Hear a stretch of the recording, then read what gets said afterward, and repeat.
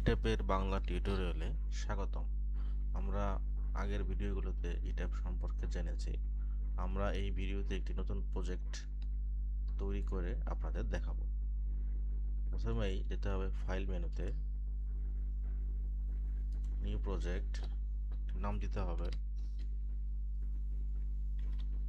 New project.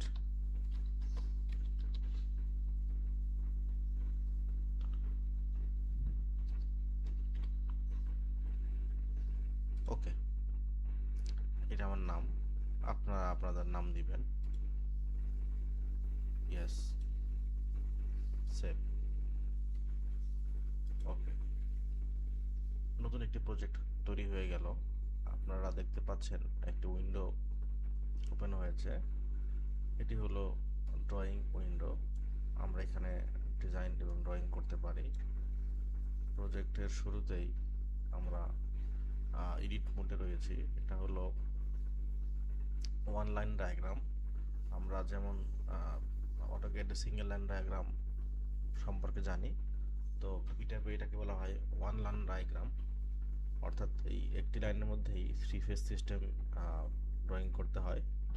তো আমরা শুরুতেই খুব সাধারণ একটি এসএলডি ড্রয়িং করব। একটি বাস নিয়ে নেই, দুঃখিত, ডিসি বাস নিচ্ছি, আমরা একটা এসি বাস নিব। এটা হলো এসি বাস, আরেকটি বাস নেই। এই টাইপে আমরা দুটি বাস নিয়েছি। এখন একটি পাওয়ার গ্রিড নিব। পাওয়ার গ্রিড সিম্বল হলো এটা, এটা পাওয়ার গ্রিড। পাওয়ার গ্রিডটা সোর্সের কাজ করবে। আমরা কানেক্ট করে নিলাম। এরপরে আমরা একটি ট্রান্সফরমার নিব, খুব সাধারণভাবে একটু উইন্ডিং ট্রান্সফরমার। এটা হলো প্রাইমারি বাস, এটা হলো সেকেন্ডারি বাস। আমরা একটি লোড নিয়ে নিলাম। এটা হলো স্ট্যাটিক লোড, একটি লোড নিয়ে নিলাম। লোড কানেক্ট হয়ে গেল। আচ্ছা, এবার কম্পোনেন্টগুলোর স্পেসিফিকেশন আমরা ঠিক করব। এখানে যাব, ওর নাম চেঞ্জ করলাম না, রেটিংয়ে যাই। আর ভোল্টেজ দিলাম আমরা 11 কেভি, রেটেড কেভি। মেগাওয়াট দিলাম 5, এমভিআর দিলাম 3, ম্যাক্সিমাম 3 এমভিআর।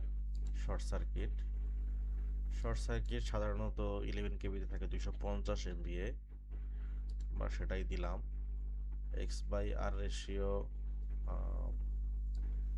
সাধারণত 15 থাকে। এগুলো আপনারা যারা কাজ করেন তারা জানেন কত থাকে এক্স বাই আর রেশিও। এটা ডিপেন্ড করে আপনি কোন ট্রান্সফরমারটি ব্যবহার করেছেন। আমরা এই বিষয়ে বিস্তারিত পরে আলোচনা করব। এগুলো আর সিলেক্ট করার দরকার নাই, এগুলো এজ ইট ইজ থাকুক। আমরা ওকে দিলাম, আমার বাস হয়ে গেল। দেখেন, পাওয়ার গ্রিডের ভোল্টেজের সাথে সাথে এই বাসটির ভোল্টেজ চেঞ্জ হয়ে 11 কেভি হয়ে গেল। এখন আমরা এই ট্রান্সফরমারে যাব। ট্রান্সফরমারে যাওয়ার পর এখানে ট্রান্সফরমারের নাম থাকুক, চেঞ্জ করলাম না, রেটিংয়ে গেলাম। প্রাইমারি ভোল্টেজ 11 কেভি, সেকেন্ডারি দিলাম 0.415 কেভি। সাথে সাথে এখানে আপডেট হয়ে গেল। আমরা এমবিএ চেঞ্জ করব। সাধারণত 1 এমবিএ আমরা দিলাম, যে 1 এমবিএ ট্রান্সফরমার। টিটা ডেটের পরও 1ই থাকলো। একটি ওনান ট্রান্সফরমার, তাহলে আমরা লিকুইড ফিল আদার দিলাম হলো মিনারেল অয়েল টাইপ আদার ওনান, ONAN, ওনান মানে অয়েল ন্যাচারাল, এয়ার ন্যাচারাল, কোনো ফোর্স কোলিং নেই। আমরা স্পেসিফিকেশন দিয়ে দিলাম। এখন পরের পেজে যাব, ইম্পিডেন্স। আচ্ছা, ইম্পিডেন্স আমরা জানি না, যেহেতু ট্রান্সফরমারের নেমপ্লেট আমাদের কাছে নাই।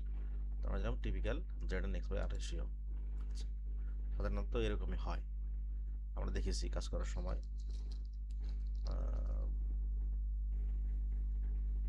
এরপরে ট্যাপে কোনো কাজ নেই।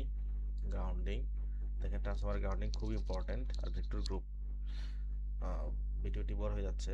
ভেক্টর গ্রুপ DYN -30 দিলে DYN 11 হয়ে যাচ্ছে, অর্থাৎ HB leads LB by 30 degree, অর্থাৎ LB উইন্ডিং HB কে লিড করে যাচ্ছে। আচ্ছা, এবার হলো গ্রাউন্ডিং কি star, secondary star, sorry grounding. আমাদের কাজ শেষ। লোড দেখেন, এই বাসের ভোল্টেজ আপডেট হয়ে গেছে, 0.4 কেবি হয়ে গেছে। লোড আমরা দিলাম, এই লোডের নাম চেঞ্জ করব না, আমরা লোড দিলাম হলো 0.8 MVA, পাওয়ার ফ্যাক্টর 100% দিলাম। শেষ। এখন আমরা এখান থেকে লোড ফ্লো অ্যানালাইসিস করতে পারবো ইচ্ছা করলেই। নাম দেই স্টাডি কেসের output file LF load flow. তো দেখতে পাচ্ছেন লোড ফ্লো অ্যানালাইসিস এখানে হয়ে গেছে। ভিডিওটি লম্বা করব না, এভাবে একটি নতুন প্রজেক্ট ওপেন করে SLD ড্রয়িং করা যায়। ভিডিওটি ভালো লাগলে লাইক কমেন্ট শেয়ার করে দিবেন, আর অবশ্যই চ্যানেলটি সাবস্ক্রাইব করে দিবেন। ধন্যবাদ।